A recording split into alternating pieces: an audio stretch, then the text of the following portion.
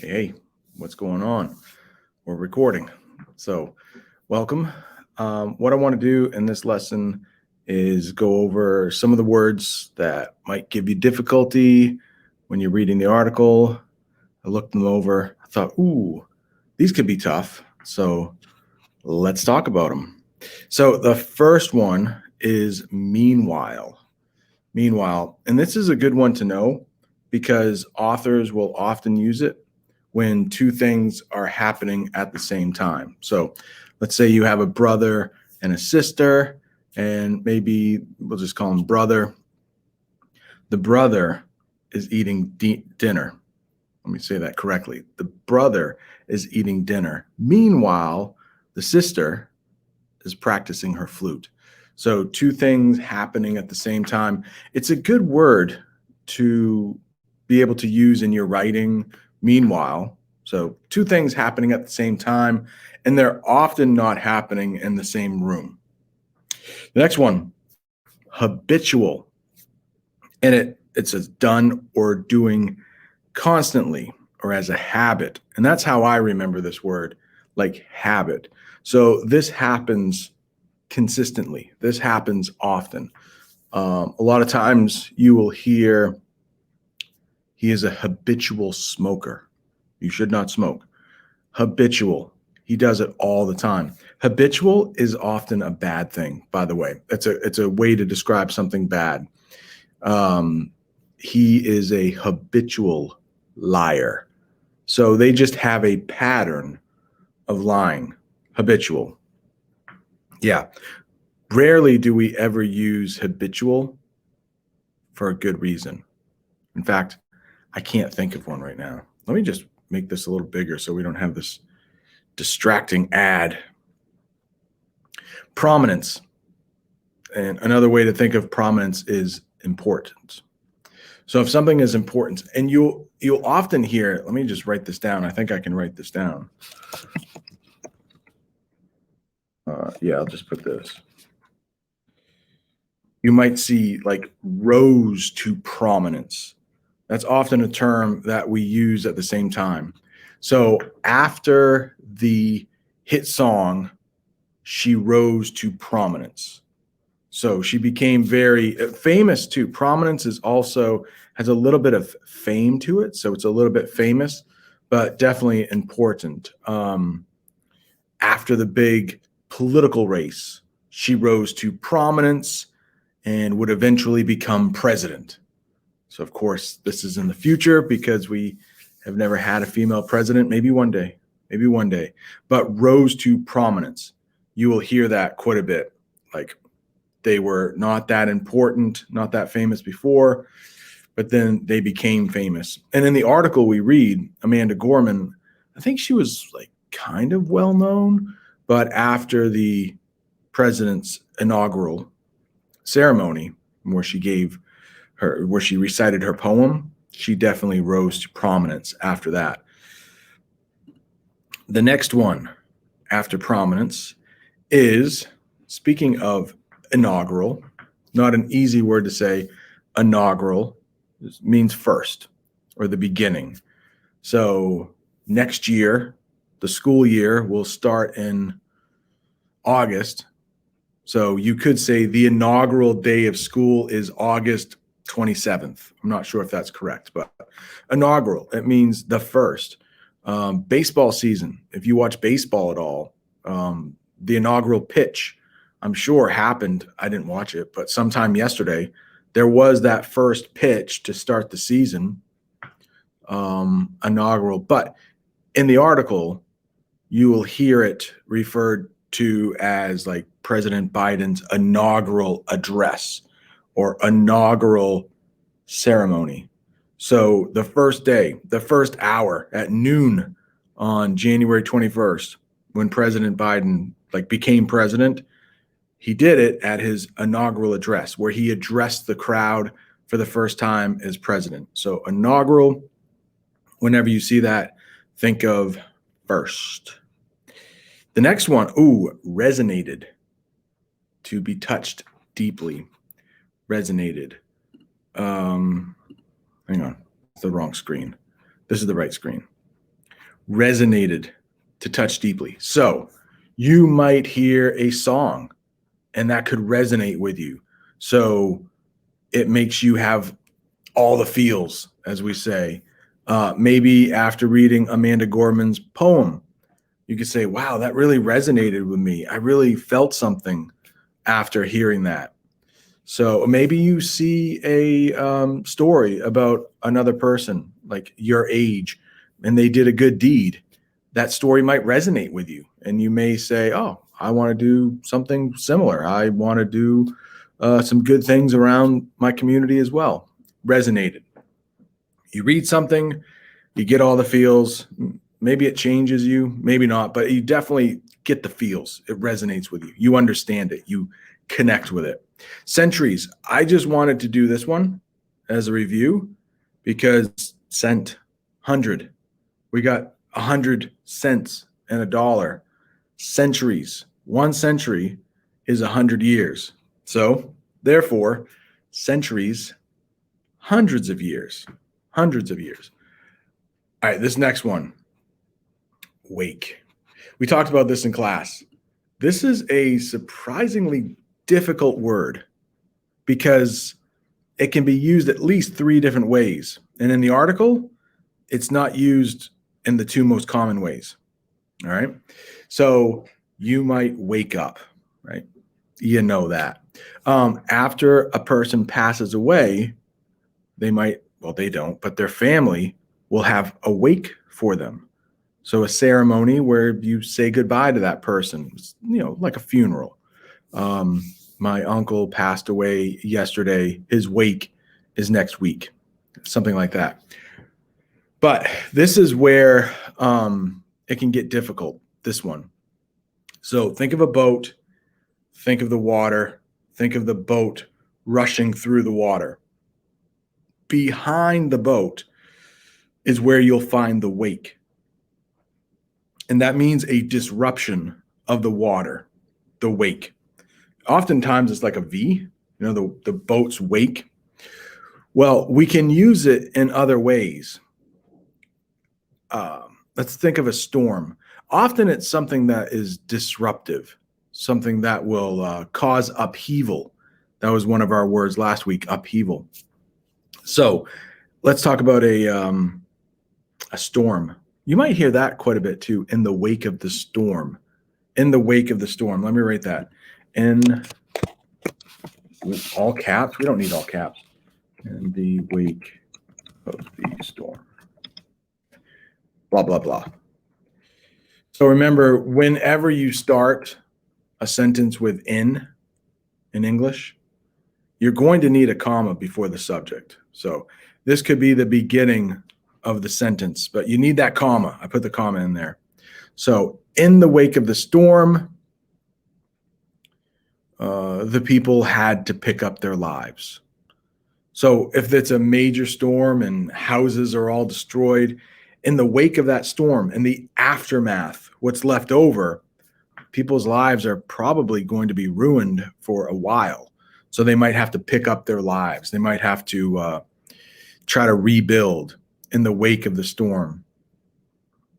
Man, let's think of like a little baby. Maybe you have a little brother or a little sister, and maybe they are just tearing the house up. They're going all over the place, just ruining things before you can stop them. Well, you might have to pick up the room in their wake. So after everything has happened, hopefully the little baby, make them pick up the toys they dumped, teach them a lesson. But so the wake of something is once something comes through and changes things, it's the aftermath. It's what happens after. In the wake of the storm, a very common expression you might hear. Next one after wake is Renaissance. Renaissance. That's a good one to know. Renaissance. So starts off. Always remember, means again.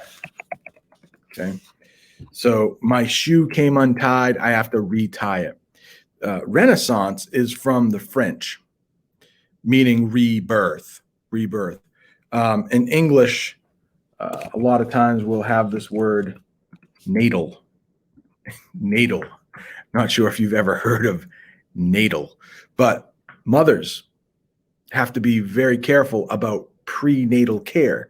So before their baby is born, they have to eat the right things. So we actually use a form of this in English, but it comes from the French. So a renaissance is a rebirth. And there's a period of time in history called the Renaissance. It's after the Dark Ages. So for a period of a few centuries, to use another word, I'm not going to go into it here, but mostly in Europe is where the Dark Ages occurred. Other parts of the world were doing other things, but just because of the structure of most people in Europe for a few hundred years were just working the land for other people who own the land. They weren't quite like slaves, but it was almost. So there wasn't a lot of new inventions during the Dark Ages. But after the Dark Ages, there was a rebirth of knowledge and science and inventions. So that's what we call the Renaissance. The Renaissance is that period of time after people in Europe weren't doing a lot. There weren't any new inventions. And then suddenly things changed. Enough people had more free time to look up at the sky and figure out how it worked. So that's Renaissance. But you could use that for pretty much anything. And in the article, they talk about poetry. So for a while, maybe people really weren't caring much about poetry. Maybe people weren't reading it. Maybe people weren't writing it. But maybe with Amanda Gorman and her powerful poem, it might create a renaissance for poetry. So it'll be a rebirth. It's been there before. It died down. Now it's coming back. So you can use renaissance anytime something was popular, it went away for a while, and then it came back. You can say it's having its renaissance. Fortnite, let's say Fortnite. I think there was a time, right? Like season 1, 2, and 3, people were really playing, but maybe season 7 and 8, it was kind of like junk. What was the other game that came out? There was another game that people thought, oh, they're going to take over Fortnite. So people started playing that game. I can't remember what it was. But then people realized that other game was trash. They're like, oh, Fortnite, that's where it's at. And then everybody went back to Fortnite. You could say Fortnite was having a renaissance. It was having a rebirth. All right. Hopefully try to work in Fortnite when I can. Emerges. I like this one right here. And I actually think the picture is really good for this one.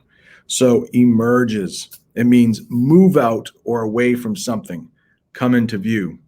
And you see that little egg right there. Well, it's breaking open. And it looks like there is a little chick that's emerging. That's emerging. Right now, if I look out the window, the sun isn't quite up yet. I don't know if it even comes up here. Let's take a look. Go bigger. I don't know. Let's take a look here. Yeah, maybe. I don't know if you can see that or not. And I'm not even sure if I think the sun comes up over that way. So, but if I went outside and took a look, I could say, oh, the sun is emerging in the sky. So it's slowly getting bigger. You can't see it. And then it not suddenly comes up, but kind of slowly. Emerging often means slowly. Another thing that could emerge, well, it's springtime now. And so plants, you plant a seed, and then maybe in a few weeks, the plant will emerge out of the ground. So emerge. Stillness. This one's not too bad if you think about it. It just means not a lot of things are moving. Stillness. If something is still, that's a verb. Stillness is a noun. So there was some stillness in the air after the storm.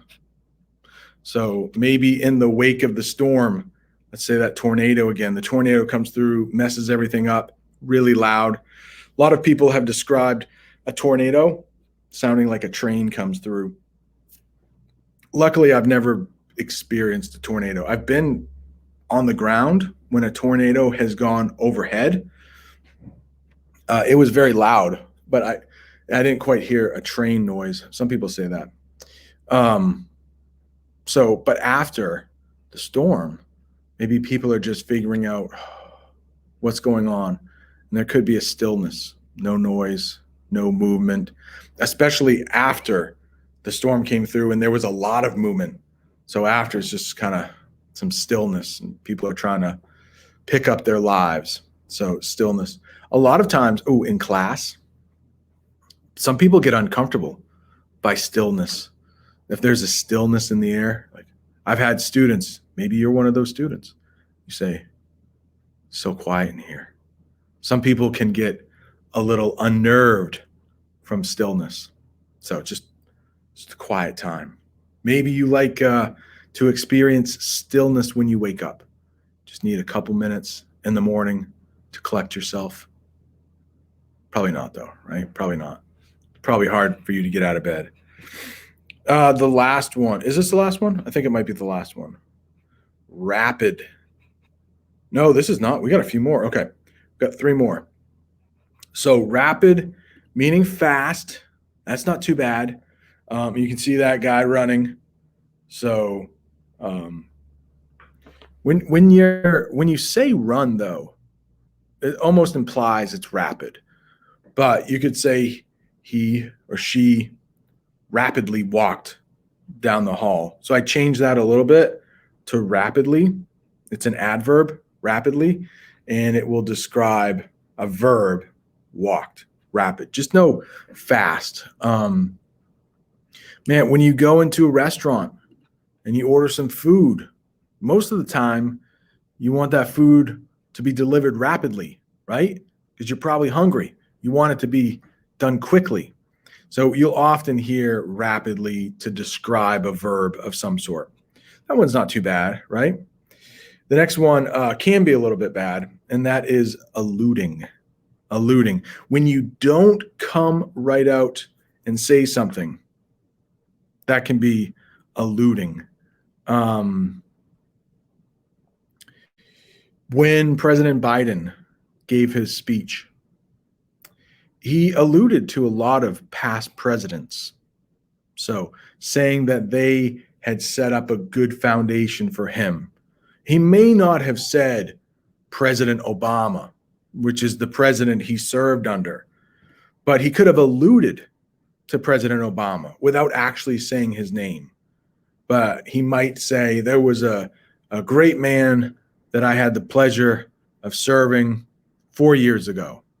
So even though he doesn't say President Obama, he's alluding to President Obama. So not coming out and saying his name, but everybody knows what he's talking about, alluding to. Maybe you got in trouble with your parents. And this would be really upper level. I don't think teenagers talk like this, but maybe they want you to put their coat on, or your own coat on. Maybe they want you to put your coat on. All right. And then they say to you, yeah, you should put your coat on. Like, I'm not going to be cold. I'm good. It's all right. Let's go. And maybe they say, I seem to remember there was a time when you didn't wear your jacket and you were cold. You could say, are you alluding to the party we went to last week? You know, they didn't come out and say it, but maybe you were complaining when you went to that party that you were really cold. They didn't come out and say that party, but they were alluding to that party. So alluding, that can be a tricky one, but it's when you're not coming out and saying exactly what you want to say, but you're giving clues. You're alluding to the fact. A lot of times you'll hear that, alluding to the fact. And the last one, fad. One of my favorite ones, fad on this list. It means something was really popular at one time and then it went away. It doesn't stay popular for very long. So one fad that I remember, you were probably in like second grade or third grade. It was like that dab thing, the dab. Man, for 1 year, the dab was everywhere. Everyone was dabbing and then it went away. That's a fad. One fad that I think teachers are very happy that did not continue was the water bottle flipping thing. Flipping bottles. Yeah, this is my flavored water right here. Gives me energy in the morning. I know it looks like a urine sample, but it's not, I promise. Yeah, so flipping water bottles. That was really popular, and then it went away. Fidget spinners. You remember those? Really popular for a little while. Then they went away. Those are fads. I hope you know everything about these words. I hope you watched this whole video. I hope you're amazing now. You're like, I know these words. I can pass a quiz on these words. All right. If you have any questions,